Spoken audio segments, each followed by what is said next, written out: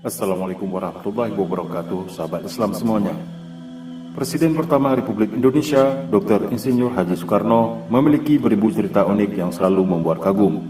Tidak hanya dikagumi di dalam negeri saja, namun Soekarno merupakan sosok yang juga sangat dikenal di berbagai negeri, salah satunya di Arab Saudi.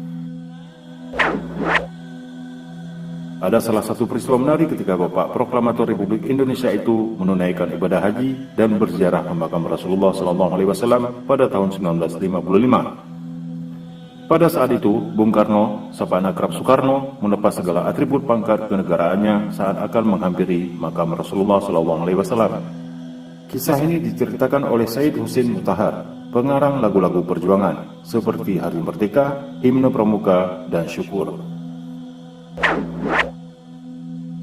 Pada tahun 1955, di tengah panasnya pemberontakan DITII, Soekarno menunaikan ibadah haji ke Tanah Suci. Di antara rombongan itu, ada Sekretaris Jenderal Konferensi Asia Afrika, Ruslan Abdul Ghani, kemudian ada mantan Menteri Luar Negeri, Ahmad Subarjo, dan juga Menteri Agama, Kiai Haji Maskur.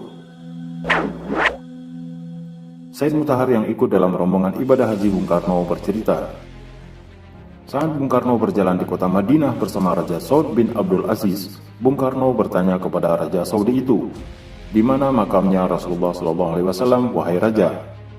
Raja Saud bin Abdul Aziz menjawab, "Oh, itu makam Rasulullah SAW sudah terlihat dari sini." Saat itu juga Bung Karno melepaskan atribut-atribut pangkat kenegaraannya. Raja Saudi pun heran dan bertanya kepada Bung Karno, "Kenapa Anda melepaskan itu semua?" Bung Karno menjawab dengan tegas, "Yang ada di sana itu Rasulullah SAW. Pangkatnya jauh lebih tinggi dari kita, saya dan Anda." Kemudian Bung Karno berjalan merangkak dan menghampiri makam baginda Nabi SAW.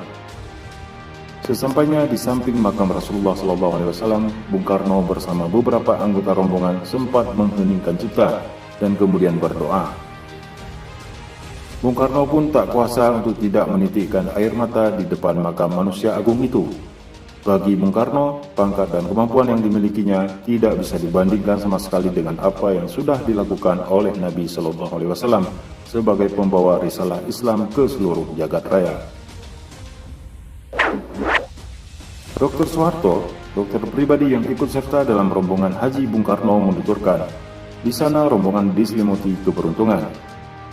Sebab tidak seperti pemimpin negara lain yang sedang menunaikan ibadah haji di waktu yang bersamaan, Bung Karno dan rombongan diperkenankan berziarah hingga ke makam Nabi Muhammad SAW di areal Masjid Nabawi, Madinah.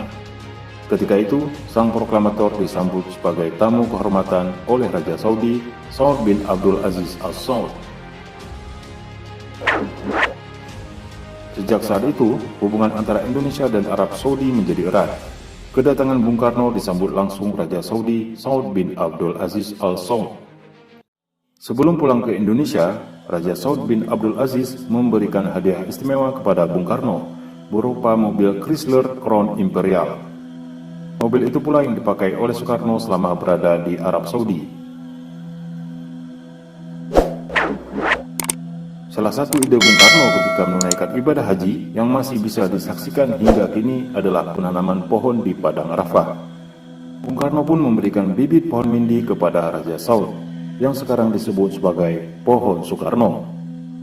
Wallahu a'lam bishawab.